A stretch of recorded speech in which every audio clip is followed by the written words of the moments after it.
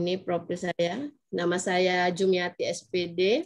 Saya bertugas di TK Ar-Rahman, Desa Sebulu, Kecamatan Teluk Mengkudu, Kabupaten Serdang Bedagai.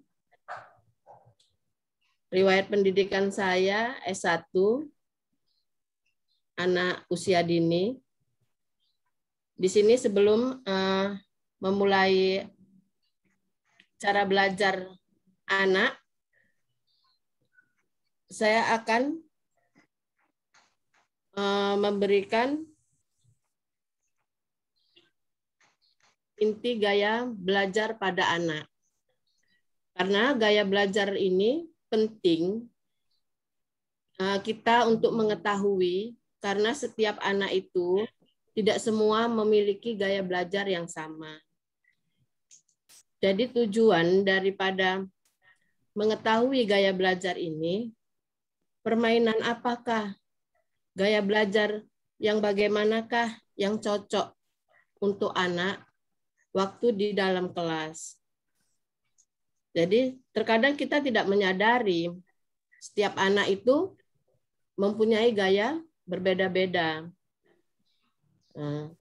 Salah satunya akan saya perkenalkan gaya visual. Gaya visual ini cara anak yang bertitik kepada penglihatan. Terkadang kita memvonis anak ini tidak peduli dengan apa yang kita sampaikan, padahal dia dengan melihat menyerap pembelajaran yang kita berikan. Jadi strategi apa yang harus kita lakukan apabila kita menemui anak dengan gaya belajar visual, teman-teman? Strategi yang tepat untuk anak dengan gaya belajar visual, kita memberikan pelajaran kepada anak yang menggambar, diagram, peta-peta, atau simbol-simbol. Itu anak lebih cepat memahami pembelajaran dengan gaya anak visual. Dengan menggunakan warna. Ya Ibu Rizka Hamdani. Ya, Bu. Anak diajak untuk membaca buku. Jadi melihat video-video itu akan lebih cepat dia memahami pembelajaran. Jadi itulah pembelajaran anak secara visual. Yang kedua, gaya belajar pada anak melalui auditori. Apa itu auditori, Ibu Umi Alfianti? Gaya belajar di auditori, dia bertitik kepada pendengaran. Terkadang kita di kelas, anak ini tidak memperhatikan apa yang kita sampaikan karena gaya belajar dia hanya pendengaran. Strategi apa yang cocok untuk anak yang auditori? Strateginya anak kita ajak ikut berpartisipasi. Untuk berpartisipasi di dalam kegiatan, berdiskusi di dalam kelas maupun di dalam keluarga. Dorong anak untuk membaca materi pelajaran yang keras. Karena dengan mendengar, dia akan cepat menyerap pembelajaran yang kita berikan. Kita memberi pembelajarannya pun kita rekam. Intinya melalui musik dia cepat menyerap pembelajaran itu.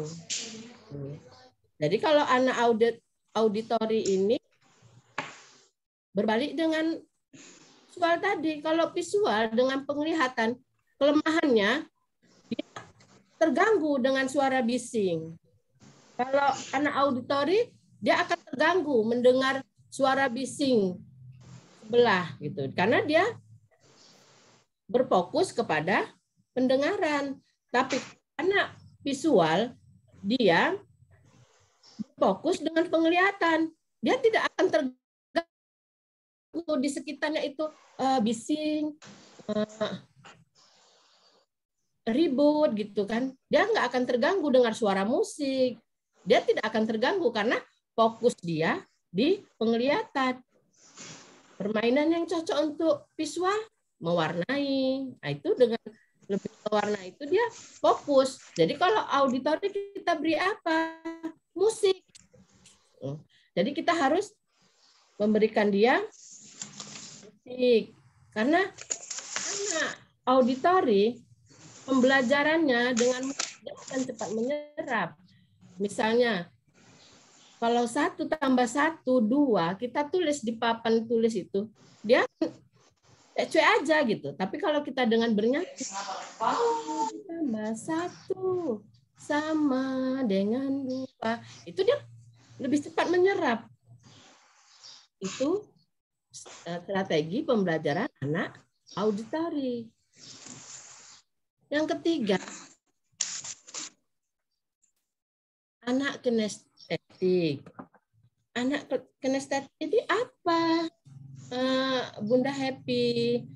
Anak kinestetik ini Bunda Happy, dia selalunya berfokus kepada gerak.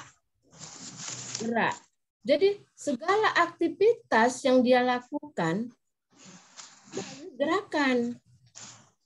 Makanya anak kinestetik ini apa strategi pembelajarannya? Maaf, waktunya tinggal 2 menit, Ibu Jumiatik ya. Ya. Jangan paksa dia untuk belajar dulu.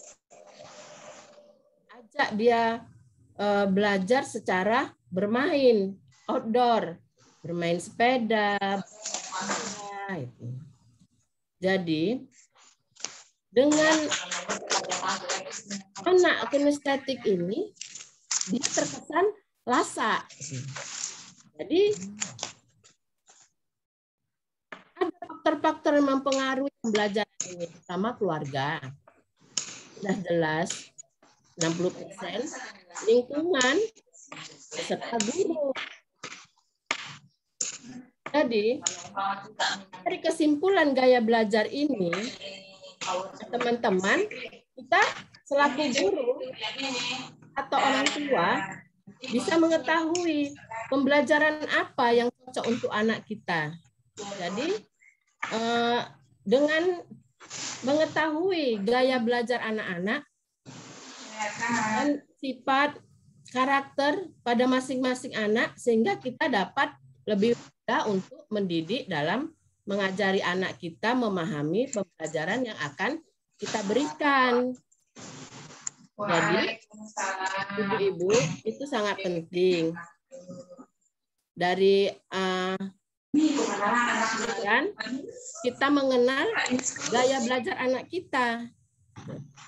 Jadi, dengan mengetahui gaya belajar anak, kita mudah untuk memberikan pembelajaran itu ke anak. Intinya, setiap anak berbeda gaya belajar. Jadi, kita tidak bisa mensamaratakan satu anak dengan anak yang lain.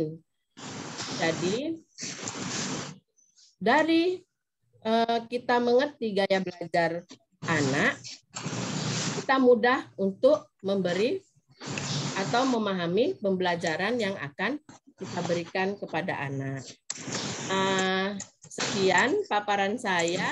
Bunda Happy, masih ada waktu jawab, Bunda Happy?